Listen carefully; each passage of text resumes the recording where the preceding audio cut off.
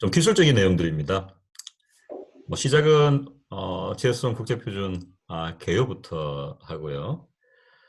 아, 아마 그 GS1이라는 그 용어를 대부분 처음 들어보십니다. 그냥 잘 모릅니다. 사실은 저도 많이 이야기를 하러 다니지만은 우리가 LTE나 5G는 요즘 다 알거든요. 근데 LTE나 5G를 표준화하는 기구인 3GPP는 또 대부분 또 모릅니다. 우리가 매일 스마트폰 쓰고 있으면서요. 그리고 우리가 매일 마트에 가서 보면은 바코드 찍는 걸 매일 보면서도 사실은 GS1이라는 국제표준규를 모릅니다. 뭐 당연한 거죠. 기술적인 것이라 가지고. GS1이 보면은 지금까지 뭡니까? 그 우리 일상생활에 가장 많이 활용되었던 게 바코드입니다. 전 세계 수십억 개의 종류의 상품에 GS1 바코드가 할당이 되어 있습니다. 그래서 사실은 우리가 뭡니까? 사물 인터넷이라는 모든 사물들이 기본적으로 기업들이 비즈니스 어떤 그런 목적으로 상품을 만들고 유통시키고 쓰고 나중에 폐기가 되는 그런 과정을 거치기 때문에 대부분의 사물들은 사실은 지혜선 식별자를 가지고 있다고 봐도 좋습니다. 그리고 없는 것들도 앞으로 계속 최소한 10%를 가져갈 테고요. 그래서 바코드라든지 그 다음에 지금 기업도 보면은 기업 간 우리 전자상거래 하면서 EDI를 씁니다. EDI도 지혜성 국제 표준입니다. 그래서 이미 바코드나 EDI들이 수십 년 동안 많이 써왔는데 여전히 지혜성은 대부분 처음 들어봅니다. 지혜선이 맨 처음 만들어진 게 1974년도입니다. 우리 그 5년 전에 69년인가요? 그 뭡니까? 아폴로 11호가 달에 착륙을 했죠, 그죠? 그리고 5년 후에 원 스몰 스캔. 우리 바코도 74년에 맨 처음 스캔했거든요. 오하이 주였어요. 그게 앞으로는 뭐 맨카인드 인류를 위해서 어떤 자이언트 도약이 될 수 있으라고도 이야기를 조금 할 수도 있는데요. 그래서 작년 기준으로 바코드가 탄생한 지, 제손 바코드가 탄생한 지 45주년을 맞았습니다. 그래서 해피 버스데이 바코드가 작년이었고요. 45주년. 만약에 지금 우리가 바코드가 사라진다면 우리 뭡니까? 살고 있는 세상은 어떻게 변할까? 요즘 뭐 코로나 때문에 뉴노멀 시대가 온다고도 이야기를 하는데요. 바코드가 없으면은 뭐 굶어 죽든지 아니면 폭격이 날 수 있습니다. 왜냐하면 마트 가서 먹을 거 살 수가 없거든요. 이제는 갑자기 사라진다면요. 병원도 마찬가지입니다. 병원도 보면은 우리나라 병원들이 현재 우리 손목에다가 한자 밴드를 치우고 바코드가 있는데 대부분 재성 코드는 아닙니다. 그런데 글로벌하게는 재성 표준 코드가 돼가고 있고요. 그렇지만 이미 약이라든지 의료기기의 식별자들은 다 재성 코드입니다. 그리고 공장도 마찬가지고요. 뭐 바코드를 많이 쓰고 있는데 뭐 공장이 멈출 수도 있고 또는 아마존이나 알리바바 같은 경우에 물건을 팔기 위해서 물건을 입고돼야 됩니다. 바코드를 찍는데요. 그게 바코드 사라지면 아주 큰 혼란이 오겠죠. 그죠? 그래서 이미 GS1의 바코드는 우리가 살고 있는 일상생활에 없어서는 안 될 어떤 그런 기술로 자리매김을 하고 있습니다. 그래서 GS1이라는 건요.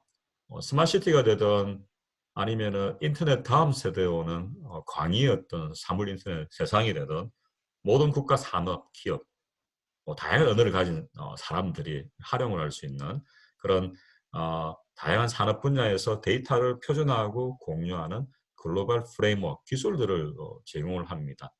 데이터 기반의 사물 인터넷이라고 보면 되고요. 전 세계 170개국 이상에서 공식적으로 활용이 되고 있습니다. 바코드 안 쓰는 나라 없죠, 그죠? 그리고 그중에 114개국은요, 우리나라 포함해서 MO를 가지고 있습니다. Member Organization이라고 하거든요. MO라고 저희는요. GO는 글로벌 오피스입니다. 브뤼셀에 있고요, 벨기에. 그래서 각국은 MO를 가지는데 우리나라는 유통물류진흥원이 한국의 MO입니다. 한국을 대표하는 기관이라고 보시면 되고요. GS1 코리아라고 불립니다. 그리고 오토아이드랩스 카이스트가 역시 뭐 GS1이 어떻게 보면은 하나의 조직이라도 보시면 되고요. 운영이 되고 있습니다. GS1에서 표준화하는 것들이 여기 이제 클래식한 표준들입니다. 우리 바코드, 그다음에 EDI, 그다음에 상품 정보, 데이터죠. 그리고 EPC 글로벌이라는 게 제가 오늘 말씀드릴 것입니다. 사물 인터넷 플랫폼이라고 보시면 되는데 사물의 데이터나 서비스를 공유하는 표준입니다. 그리고 저희가 만든 오픈 소스가 있는데 기본적으로 EPC 글로벌 표준을 구현을 하고 또 뭐 선행된 어떤 그런 기술들을 연구를 해서 구현을 한 부분들을 오픈을 하고 있습니다. 그 제손을 보시면은 이제 1999년을 경계로 나눕니다. 그 이전과 이후가 있습니다. 제손 올드타운은 여기 보시면은 그냥 바코드라든지 뭐 EDI라든지 이런 부분이고요. 그다음 뉴타운은 이제 제가 조금 전에 말씀드린 사물 인터넷이라는 용어가 소개가 되고 그 이후로 온 뭡니까 새로운 제손의 시대입니다. 그러니까 디지털 트랜스포메이션 하하는 시대입니다. 그래서 여기 보시면 다양한 산업이 있습니다. 에너지도 있고 죄송합니다. 철도, 항공, 뭐 선박, 스마트 팩토리, 그다음에 헬스케어, 수산, 농업, 그다음에 뭐 세관 관세, 그다음에 뭐 정부라든지 자동차 산업, 그다음에 뭐 유엔이라든지 그래서 58개 이상의 다양한 산업에 사실은 없어서는 안 될 그런 표준이라고 보시면 됩니다. 우리나라는 어떻게 되는가 하면요. 1988년도에 지혜손에 가입을 했습니다. 지혜손 코리아가 88년도 그 88 올림픽을 사실은 기념하기 위해서 가입이 되었습니다. 그래서 우리나라 88 올림픽 하면서 이제 전 세계랑 연결이 되게 되었었는데 이미 비즈니스나 뭐 산업 쪽도 마찬가지로 88년도에 이제 지혜손에 가입을 하게 되었습니다. 그리고 현재에 이르렀고요. 현재에 이르렀는데 우리가 뭐 기존에 올드타운에서 있던 기술들은 뭐 많이 쓰고 있지만은 미래 부분들은 아직까지 우리나라가 사실은 다른 나라에 비해서는 조금 더디게 가고 있고요. 뭐 그렇지만은 저희 오토 아이디 랩스는 스마트시티든 뭐 농업이든 뭐 다양한 분야에 우리 국내 기업들과 함께 앞서 나가려는 노력을 많이 하고 있습니다. 소개를 드리도록 하겠습니다. 역사를 보시면요. 1974년도에 미국의 UCC라고 만들어졌습니다. 유니폼 코드 카운슬입니다. 미국에서는 UCC 코드라고 많이 하거든요. UPC 코드라고 많이 이야기하거든요. UCC에서 만든 코드입니다. 이거는 보통 우리 상품에 들어가는 12디지트입니다. 12자리 코드입니다. 이 코드를 만들어서 미국이 참 잘 쓰다 보니까 유럽이 보니까 아이고 우리도 좀 쓰면 좋겠다 싶어가지고 좀 달랬습니다. 코드를. 그래서 이제 코드의 아주 조그만 부분만 코드가 이만큼 있다면 조그만 부분만 유럽에 줬습니다. 주다 보니까 야 이거 가지고 못 써먹겠네. 이래서 유럽이 만든 게 EAN입니다. 유로피안 아티클 넘버입니다. 유럽의 바코드로 보시면 되거든요. 여기에 저희가 가입을 했습니다. 88년도에 EAN이라 가입을 했고요. 뭐 결국은 1990년도에 UCC와 EAN이 합쳐졌습니다. 그래서 이제 뭐 EAN UCC라고 부르고요. 그 다음에 1999년도에 이런 지혜손의 많은 표준들이 ISO, IEC의 표준이 되었습니다. 그래서 지혜손 표준이라고 이야기를 하지만 굉장히 많은 부분들이 ISO, IEC 국제 표준이기도 합니다. 그리고 1999년도에 오토 아이디를 만들어졌고요. 그 다음에 EPC 글로벌 통해서 이제 RFID 사물 인터넷 표준들이 만들기 시작을 했습니다. 그리고 2005년도에 ENUCC가 지혜손으로 이름을 바뀌어서 이미 15년 동안 GS1이라는 이름을 쓰고 있습니다. 제가 지난 시간에 협의의 사물이라고 했습니다. 스마트 디바이스죠. 여기 보시면 뭐 센서, 스마트 미터라든지 스마트폰, 뭐 스마트 냉장고, TV, 스마트 커넥티드 카 이런 부분들도 지금 다 사물이라고 이렇게 알고 있거든요. 뭐 그렇지만은 그뿐만 아니죠. 우리 삼다수도 인터넷에 연결되어 있습니다. 왜냐하면은 뭐 삼다수가 우리 편의점 뭐 CU에서 팔리게 되면 바코드 찍지 않습니까? 그러면 그 데이터가 사실은 서버로 갑니다. 그래서 어느 장소, 어느 CU에서 언제 뭐 삼다수가 팔렸다는 데이터가 만들어지게 되거든요. 그러니까 간접적으로 인터넷 연결되는 거죠, 그죠? 그 외에 뭐 공장에서는 RFID라든지 뭐 이런 부분들요, 뭐 엔진이라든지 뭐 엔진이라든지 아니면 우리 자동차 보면은 뭐 뒤에 뭐 백미러 같은 이런 데다가 이제 RFID도 붙이고 이러거든요. 뭐 BMW나 벤츠 같은 경우에 그래서 이런 사물들 그 외에 사람들 그 다음에 사물과 사물이 만나서 만들어지는 데이터들 뭐 자동차가 톨게이트 통과하면은 뭐 우리 뭡니까 돈 안 냈다 하면은 그 데이터 만들어지지 않습니까? 그런 것들뿐만 아니라 문서 사실 모든 것들을 사물이라고 보고 걔네들이 인터넷으로 직접적으로 간접적으로 연결해내어서 서비스 만들고 데이터를 만들어내는 게 저희는 IoT라고 봅니다. 그래서 제소원의 역할은요. 이거는 이제 저희 생각입니다. 제 생각이기도 하고요. 그래서 기존에 많은 표준들이 있습니다. 웹 표준, IEEE, IETF 표준, 뭐 ISO 표준도 있고요.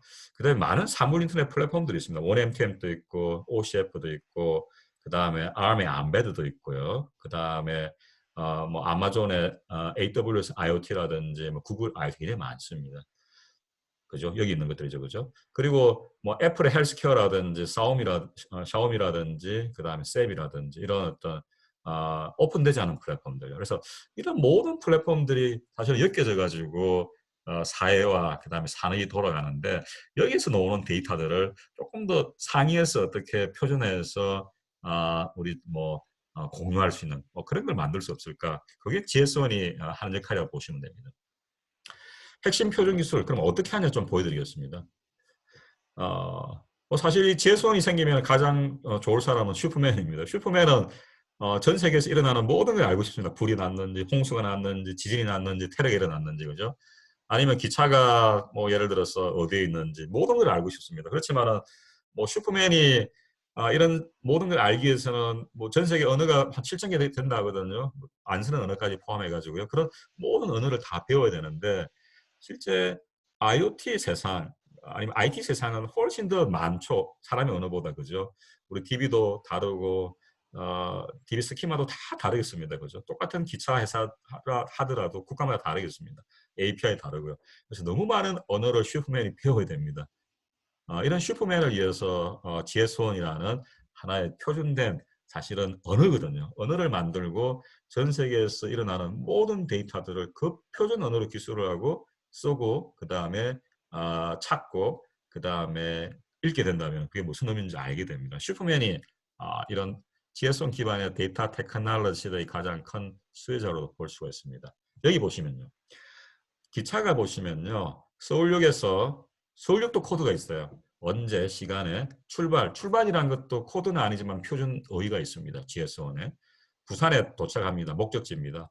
총 20개의 차량에 기관차가 두 대고 18개 역차가 있습니다. 다 코드가 있습니다. 방금 출발했다. 뭐 출발이라는 것들도 의의가 아까 있다고 말씀드렸고요. 그 다음에 대전에 언제 도착하는데 아파트 어느 녀석의 온도가 250도, 온도가 많이 높다. 이 말은 크랙이 생길 수 있다는 이야기거든요. 이런 기차의 일상의 모든 데이터들을 이미 유럽에서는 GS1으로 표준화해서 데이터를 공유를 하고 있습니다. 그래서 이런 것들이 우리나라 코레일이라든지 아니면 SRT에서 만든 게 있고요. 그죠? 이런 내용들을 내부적으로 DB 스캐너 만들어서 만들거든요. 근데 중국은 또 중국에 또 뭡니까? 차이나 레일웨이가 있지 않습니까? 또 자기 DB를 쓰거든요. 그래서 사실 슈퍼맨 보면은 각 국가마다 또는 그 철도 회사들이 가지고 있는 뭐 API부터 DB 스키마들을 다 알아야지 내용을 알 수 있게 되거든요. 그래서 이런 우리 슈퍼맨과 같은 슈퍼 X들, 사물들이 슈퍼 X가 되는 거죠. 기차도 슈퍼 X가 되고, 그 다음에 선박도 마찬가지고, 얘네들을 위해서 하나의 국제 표준화된 오픈 랭귀지를 만들 필요성이 있는데, 그게 GS1이 하는 역할입니다. 그래서 뭐 영화를 하나 더 예를 들면요. 여기 보시면 왼쪽에 나오는 게 마이너리티 리포트입니다. 그래서 뭐톰 크루즈가 보는 우리 뭐 이게 뭐 간접 시스템이 될 수도 있고 디렉션이 될 수도 있습니다. 아니면 직접 눈으로 보는 사물이 될 수도 있는데 뭐든지 터치를 하면은 그 사물이 뭔지를 알고 그 사물에 연계된 다양한 서비스를 불러올 수가 있습니다. 그게 서비스 공유입니다. 그러니까 서비스를 만들고 누구든지 그 다음에 등록을 하고 누구든지 검색을 하고 쓸 수 있는 그런 인프라를 GSN이 만들어집니다. 그게 하나입니다. 서비스 공유입니다. 두 번째가 데이터 공유인데요.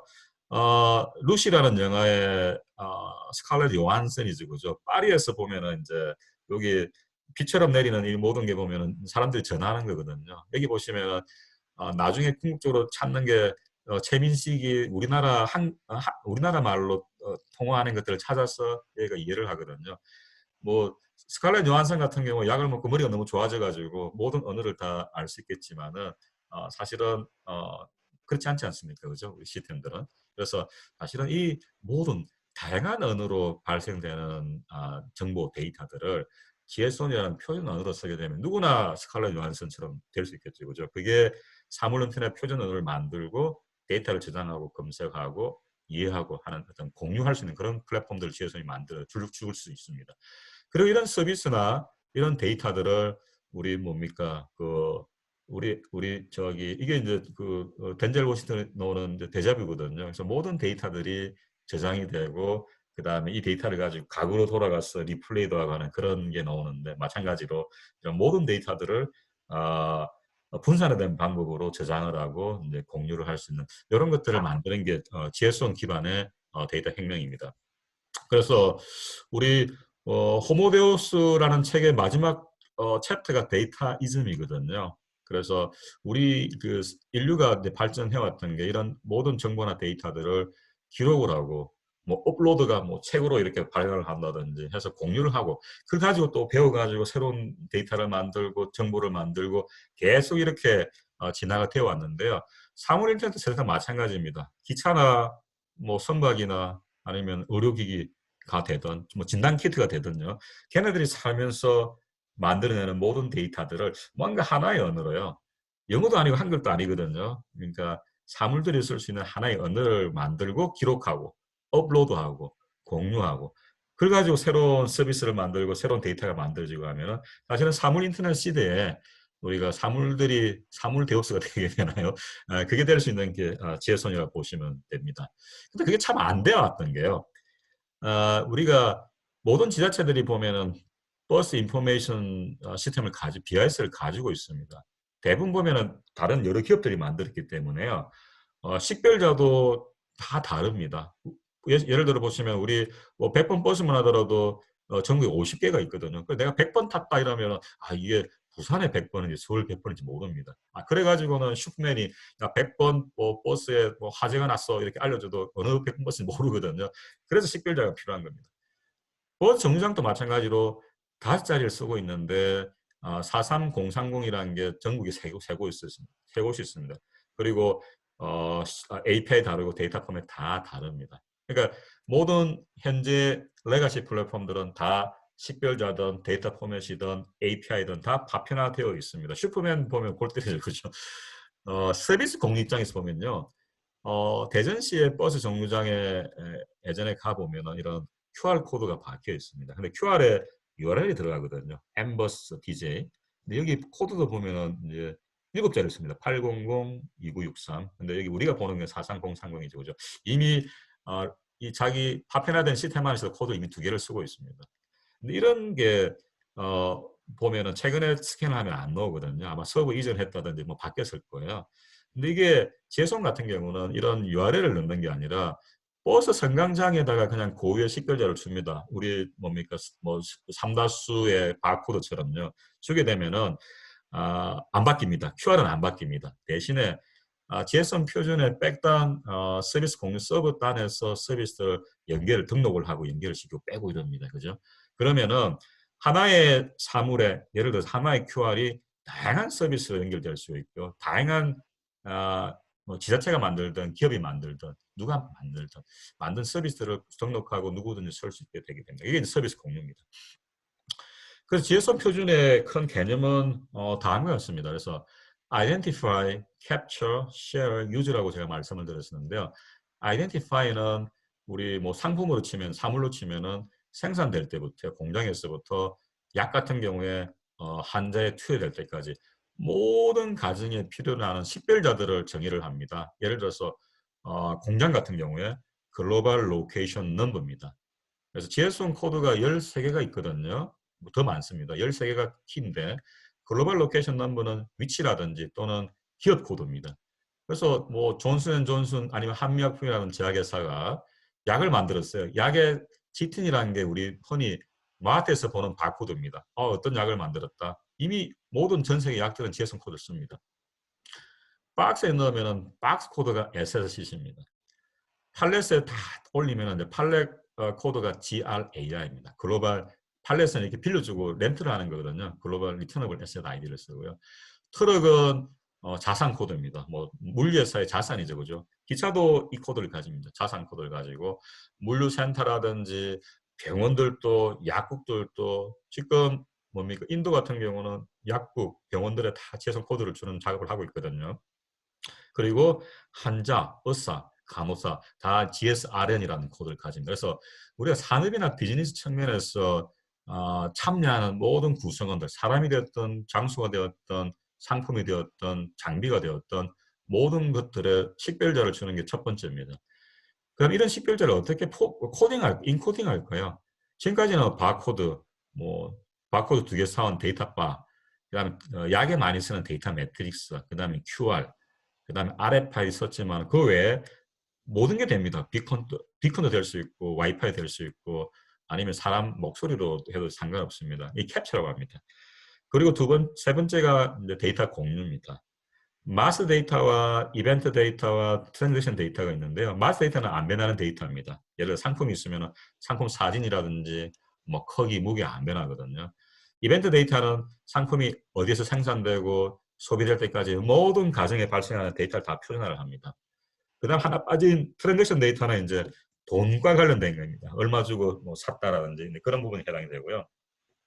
그 다음 마지막 유즈라는 게 다양한 산업별로 응용 표준을 만듭니다. 뭐 예를 들어서 신선한 야채라든지 과일들, 그 다음에 물류라든지 리테일이라든지 헬스케어라든지 뭐 국방이라든지 제가 말씀드린 다양한 산업의 수산이라든지요 이런 애플리케이션 표준을 만들고 있습니다.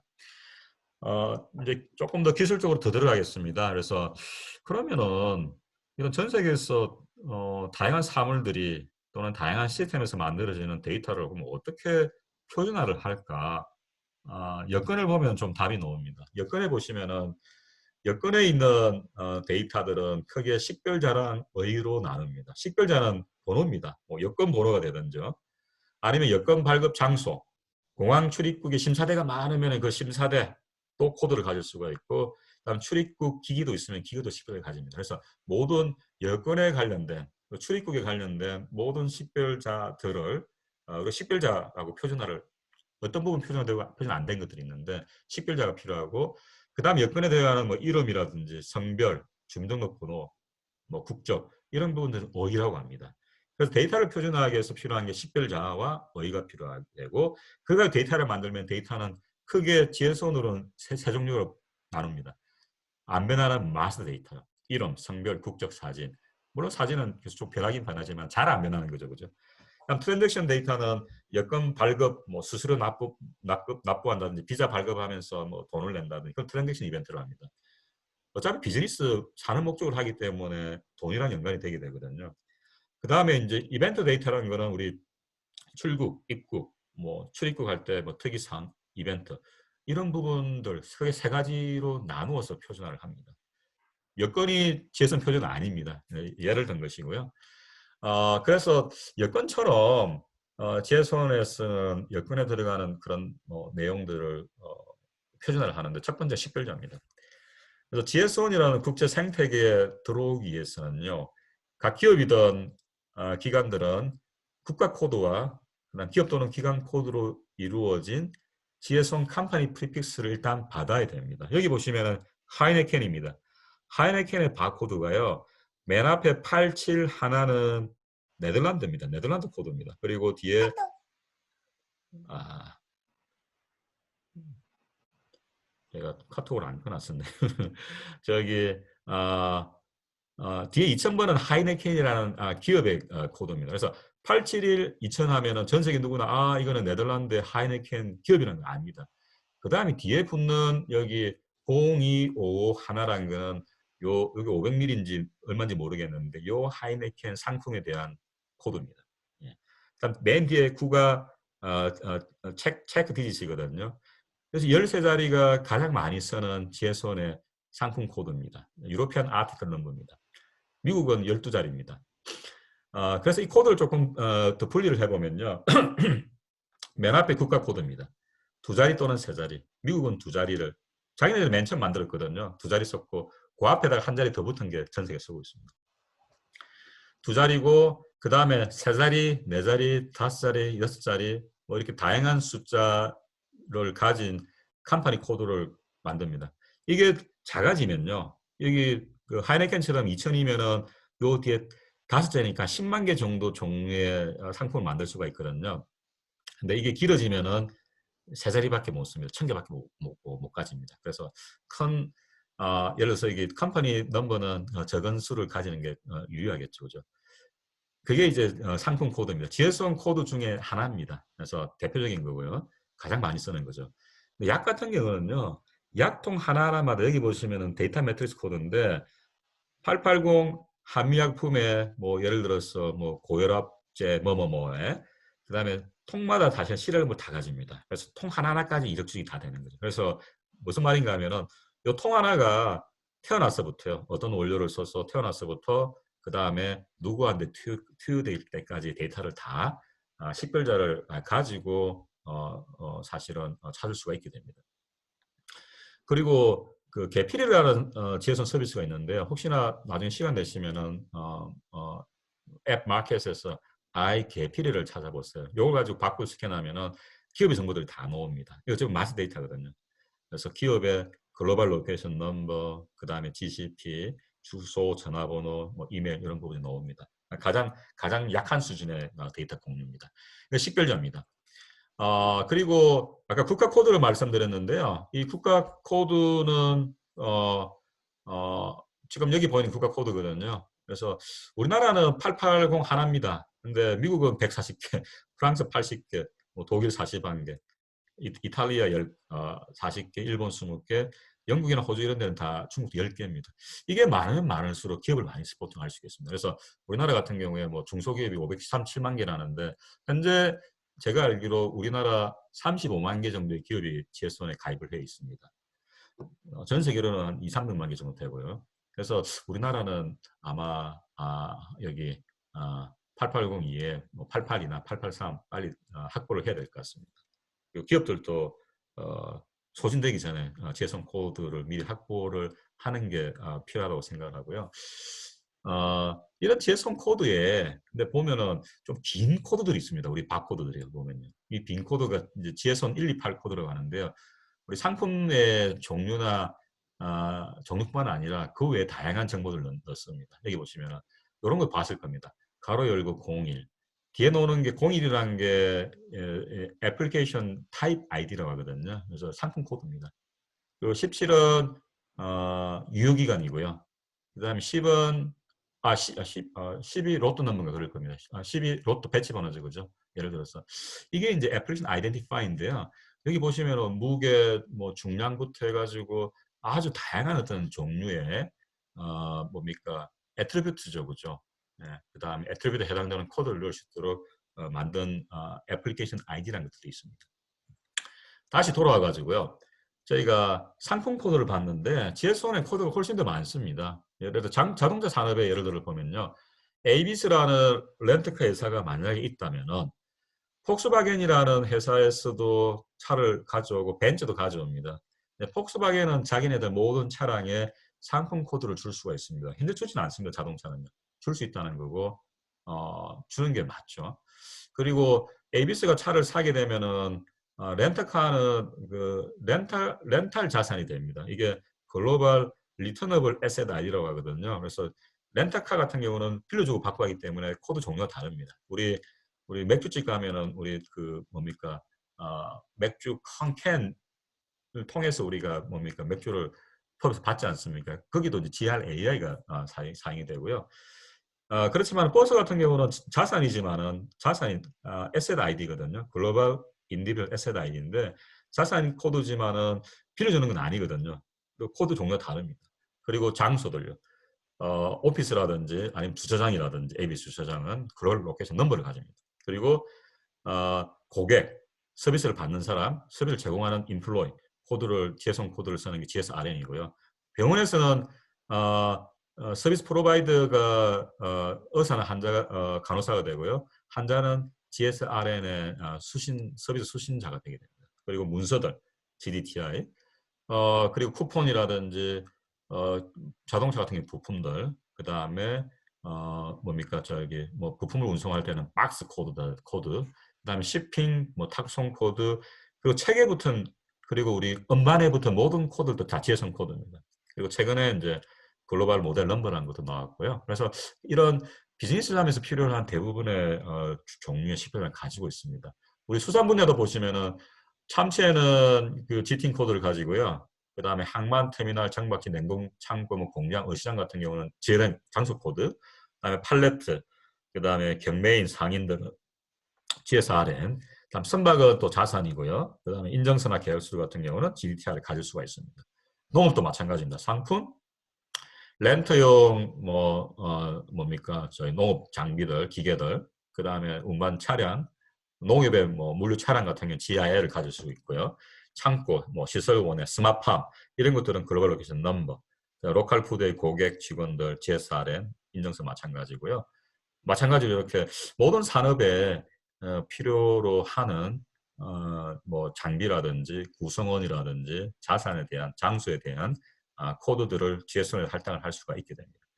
그래서 GS원에 가입을 하게 되면은 GS원의 국가와 기업 코드를 얻게 되고 그걸 써가지고 이런 다양한 코드들을 생성해서 전 세계와 소통을 할 수 있게 되는 겁니다. 스마트시티도 마찬가지입니다. 다시 스마트시티로 돌아왔는데요. 현재 우리나라 부산시, 대전시, 시흥시, 그리고 서울시 송파구는 GS원에 가입이 되어 있습니다. 그래서 도시에 있는 상품이나 도시의 서비스들요. 예를 들어서 뭐 전기차 충전 서비스라든지 공유자전거는 빌려주는 거기 때문에 빌려주는 자산이 되고요. 버스나 지하철은 자산 코드, 그 다음에 건물, 정류장, 병원들은 장소 코드를 가질 수가 있습니다. 그래서 이런 식으로 스마트시티에 적용을 해나갈 수가 있게 됩니다. 식별자였고요. 분류자도 있습니다. 우리 생물 시간에 종속 과목 관계에서 우리 생물들을 다 분류했지 않습니까? 마찬가지로 GS1S는 전 세계 상품들, 사물들을 세그멘트, 패밀리, 클래스, 브릭 네 가지로 단계로 해서 분류를 합니다. 세그멘트는 큰 산업 분야입니다. 예를 들어서 예술이라든지 뭐 그다음에 오디오, 비주얼, 포토그래피, 자동차 산업, 뭐 뷰티 산업, 건축, 건설 산업, 그다음에 의료 산업이라든지 컴퓨터 산업이라든지 뭐 푸드 이런 다양한 산업이 매 상위에 있습니다. 예를 들어서 우유 같은 경우에요. 푸드, 베브리지, 토바코 산업에 밑에 패밀리가 우유 종류, 유제품 종류죠. 치즈라든지 에그라든지 그다음에 클래스는 밀크나 그다음에 우유 대체품 그다음 가장 마지막 단계가요. 우리 종속화 뭐 강문기 종에 해당되는 게 브릭입니다. 브릭 코드가 우유인데 상하는 우유입니다. 그죠? 이런 식으로 해놓고 예, 코드를 가집니다. 8자리 코드를 가지고 애트리뷰트도 가집니다. 우유가 오가닉이냐 아니냐. 아니 모르겠다. 아니면은 뭐 고지방, 저지방 뭐 아니면은 뭐 이런 것들. 그리고 이게 뭐 프로바이오틱이냐 아니냐. 아니면 소스가 뭐 버팔로냐, 양이냐, 뭐 소냐, 뭐 예를 들어서 뭐 이런 부분들. 그래서 우리 그 앞에 식별자라는 거는 이 상품이나 사물이 어느 나라 어느 회사에서 만든 어떤 것이란 걸 아는 거지. 그게 우유인지 아니면은 뭡니까 저기 계란인지 모르거든요. 그래서 이 분류 체계 GPC라는 거는 그런 어떤 분류 체계라고 보시면 됩니다. 마스 데이터요. 이런 사물에 안 변하는 데이터. 우리 여권 같은 경우는 아까 사진 같은 거죠, 그죠? 이게 마스 데이터를 넣고 공유하는 게 GDSN입니다. 글로벌 데이터 싱크 네트워크라고 합니다. 그래서 이미 뭐 알리바바 같은 데였어요. 만약에 삼성이요.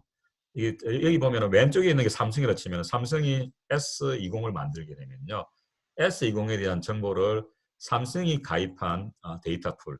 전 세계 한 31개 정도 있거든요. 삼성은 아마 저기 미국 걸 쓸 건데 우리나라는 없습니다. 여기다가 삼성 이미지 사진이라든지 뭐 크기라든지 이런 정보를 다 여기 집어넣습니다. 그러면은요, 만약에 이게 중국의 알리바바가 팔게 된다면은 이 삼성에 대한 정보, 삼성 S20에 대한 정보들, 이미지라든지 이런 부분을 받아야 되는데 얘네들은 알리바바가 가입한 중국의 GS1 데이터 풀이 있습니다. 여기다 물어보면요, 얘네 31개가 다 이렇게 연결되어 있거든요. 그래서 전 세계 누구나 내가 상품을 만들면 상품 데이터 이렇게 집어넣고요. 또 사는 입장에서는 그 데이터를 받아볼 수 있게 되는 겁니다. 그게 글로벌 데이터 싱크로나이즈 네트워크이고요. 전 세계 31개가 운영이 되고 있고 마스터 데이터를 가지고 있습니다. 이게 보면요. 옛날에는 B2B를 위한 것이었거든요. 정보가 그렇게 많지는 않았어요. 근데 이제 B2C를 위해서 정보가 굉장히 많이 늘어나고 있습니다. 예를 들어 가지고 먹는 것 같은 경우, 먹거리 같은 경우는 우리 뭐 알러지 정보라든지요. 이게 뭐 예를 들어서 뭐 꽃게, 개종류라고 할 경우에 이제 그런 알러지 정보들요. 알러지 코드가 다 들어갑니다. 그리고 뭐 어떤 인증을 받았는지요. 뭐 해썹 인증을 받았는지 이런 정보들. 아니면 화학 성분이 어떻게 되는지. 그래서 아주 세밀하게 그 상품 사물에 대한 특히 안전에 관련된 부분들은 미리 이렇게 데이터들을 더 세밀하게 넣고 공유를 해 나가고 있습니다.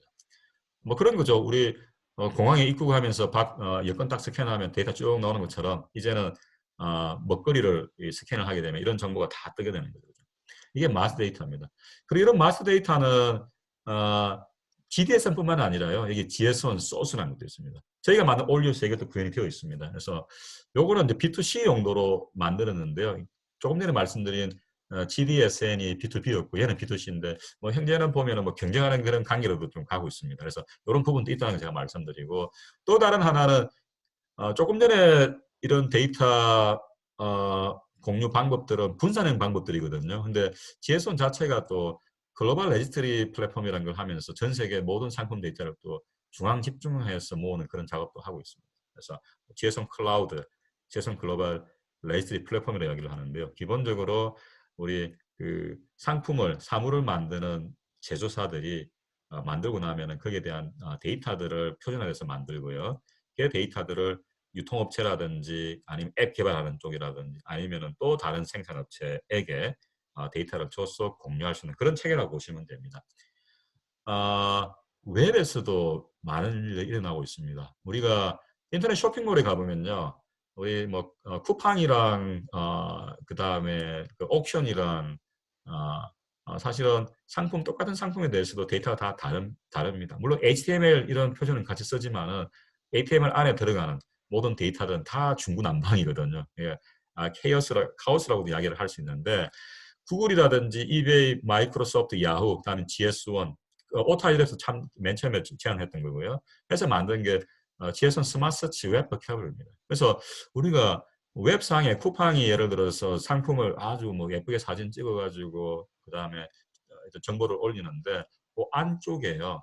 GS1의 웹 버케블이라는 표준을 써서 데이터를 넣어놓게 되면은 구글이나 뭐 마이크로소프트, 야후 같은 데서 굉장히 편하게 서치 엔진을 돌릴 수가 있습니다. 그래서 여기 보시면요. 어, 모든 상품에요. 여기 밑에 보시면은 오렌지색이 GS1의 가격은 다 GS1 콜럼 프라이스입니다. 근데 지금 뭐 쿠팡이나 그 다음에 뭐 이베이는 다 다르게 쓰거든요. 그렇지만은 표준화된 형태로 데이터를 추가로 만들어서 웹페이지에 집어넣게 됩니다. 그래서 이런 프라이스 뭐 아니면은 뭐 에이지 그룹 옷 같은 경우에 이제 이게 뭐 성인이냐 아니면 애들 아동복이냐 할 때 에이지 그룹이라든지 남성용 여성용 옷은 컬러 그래서 모든 옷들의 컬러들은 컬러 뭐 화이트 하거든요. 누구는 뭐 백색 누구는 하얀색 쓰는 게 아니라 전 세계 모두가 그냥 하얀색은 하얀색입니다. 이게 된다면 구글은 굉장히 편해지겠죠. 전 세계에 있는 모든 옷 중에 뭐 10대가 입을 수 있는 옷의 색깔은 노란색이고 그 다음에 가격은 얼마가 되고 다 찾아보라 너무 쉽게 찾을 수 있는 지금 안 되죠. 그죠? 지금 너무 어렵게 찾고 있거든요. 그래서 GS1 스마트 서치 웹 버케블리라는 게 웹 세상도 이렇게 바꿔 나가고 있습니다. 제가 지금까지 말씀드린 표준들은 조금 좀 트레디셔널한 전통적인 GS1 표준이고요.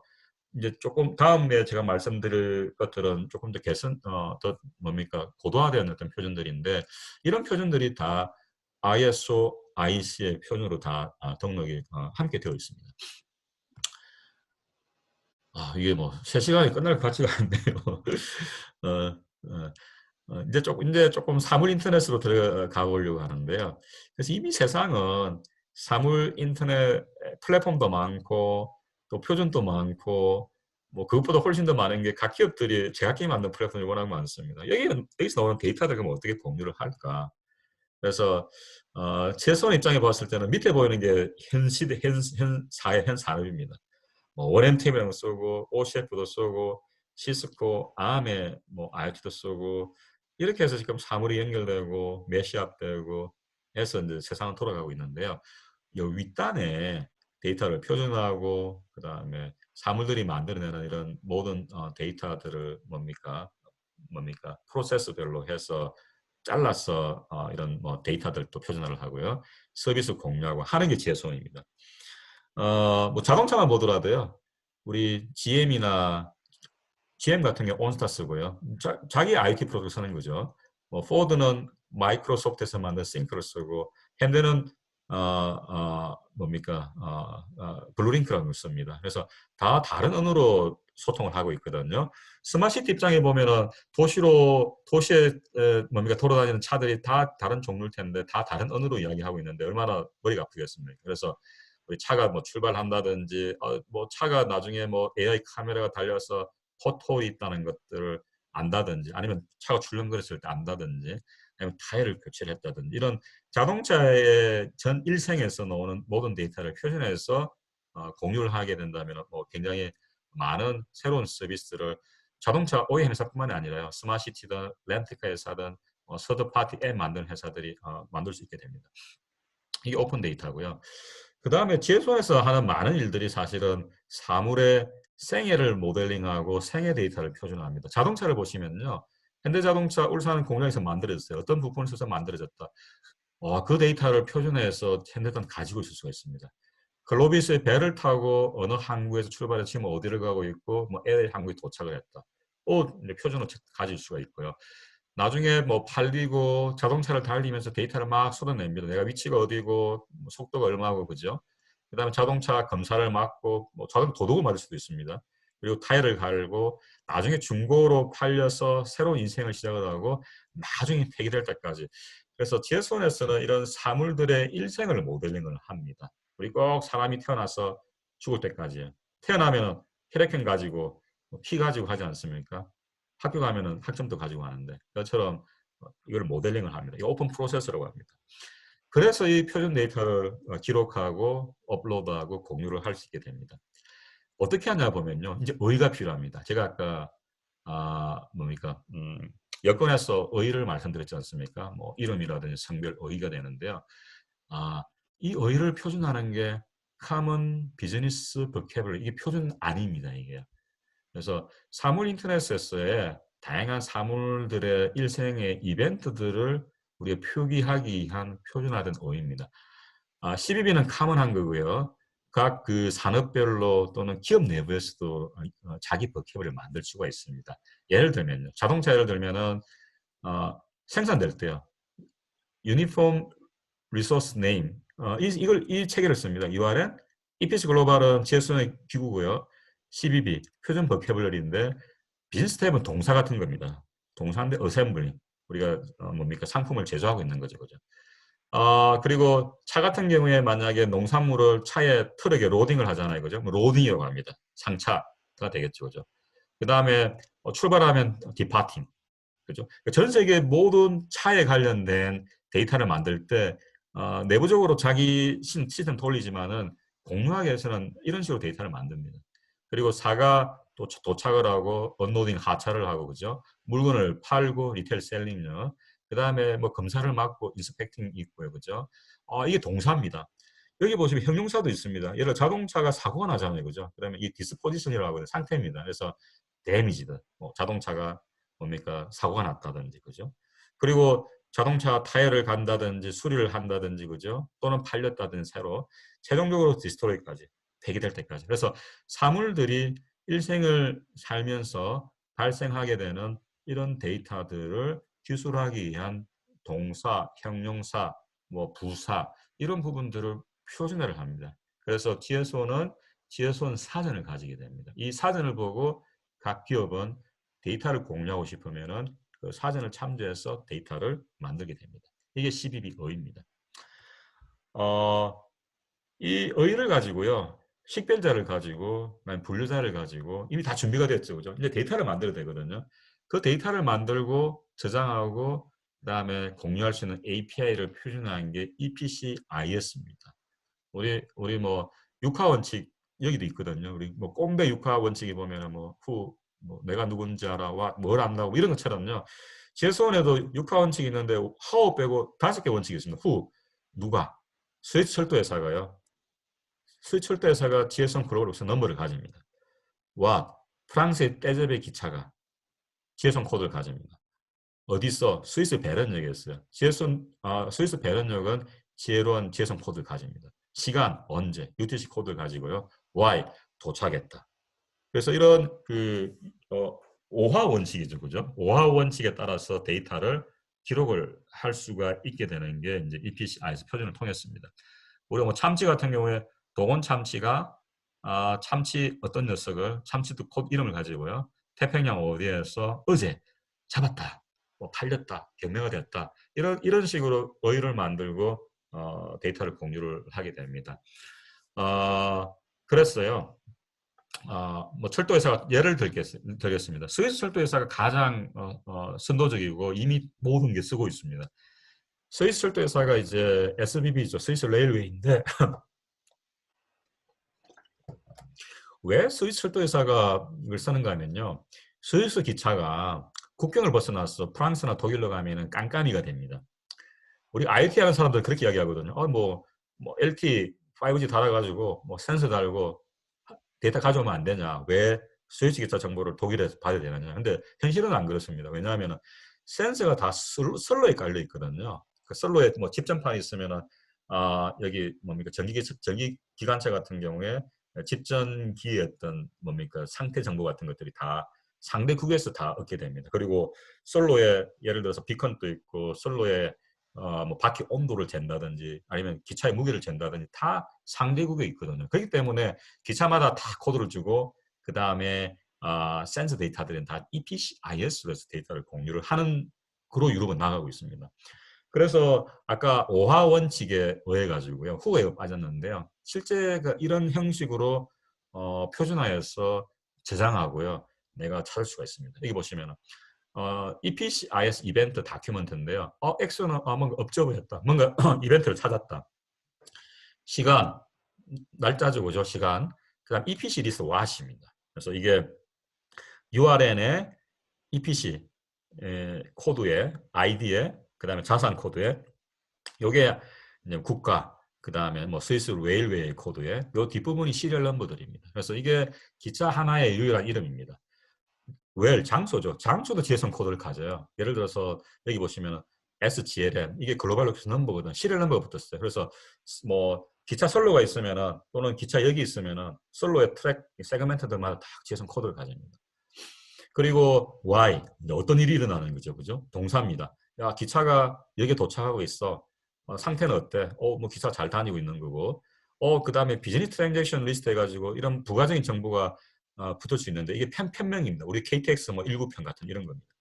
여기 보시면은 이제 URN 지혜손의 EPC-IS 앱이라고 나오거든요. 이게 보면은 각 산업별로 레일 산업이거든요. 그래서 산업별로 언어를 기록을 할 수가 있습니다. 표준을 할 수가 있습니다. 그리고 출발역과 도착역입니다. 역시 여기 코드를 가지고요. 그 다음에 상태입니다. 뭐 컴파스 디렉션 이게 현재 북동쪽으로 가고 있다. 그 다음에 상향선이냐 하향선이냐 뭐 비컬이 이게 뭐 우리 기차 같은 경우는 앞뒤를 바꿔 전기할 수가 있거든요. 뭐 그런 상태라든지 몇 번째 기차냐 그 다음에 이런 뭐 기차의 뭡니까 축이 몇 축이냐 그 다음에 온도라든지 이런 식으로 해서 다 표준화를 해놓고 공유를 하게 됩니다. 요까지만 하고 제가 시고하겠습니다. 그래서 EPC-IS는요, 뭐 기본적으로 스위스 철도회사가 자기 스위스 내에 달리는 모든 기차들의 상태는 자기가 수집을 하고요. 프랑스, 독일도 마찬가지입니다. 그것처럼요. 예를 들어서 농업 같은 경우에 사료 공장 같은 경우에 원료를 옥수수를 미국에서 수입을 하거든요. 그러면 미국에서 옥수수를 공급하는 기업은 자기네들의 모든 데이터들은 표준해서 EPC에 집어넣습니다. 자기 EPC에 집어넣고요. 평택항에서는 또 사일로를 운영을 합니다. 여기에 데이터는 다 집어넣고 청주에 가면은 농협 사료가 있거든요. 생산 데이터들. 물류, 뭐 농협 물류를 통해서 그 다음에 농가까지. 농가는 또 뭐 자기 데이터를 또 가져요. 그래서 전 세계 모든 기업 구성원들이 EPC-IS라는데 통일된 식별자, 통일된 의의를 가지고 데이터를 기록을 해놓으면은 통일된 API를 통해서 이 모든 데이터들이 그냥 한 개에서 만든 것처럼요. 다 공유가 되게 되어 있습니다. 그래서 도시도 마찬가지입니다. 뉴욕시, 뭐 대전시, 아니면 서울시 데이터를 만들어 놓으면은 뭡니까? 그 모든 데이터가 꼭 하나의 도시에서 만든 것처럼 운영이 될 수가 있는 게 BPCIS고 데이터 공유입니다. 쉬고 뭐 11시 한 3분쯤에 시작을 하도록 하겠습니다. 예, 감사합니다.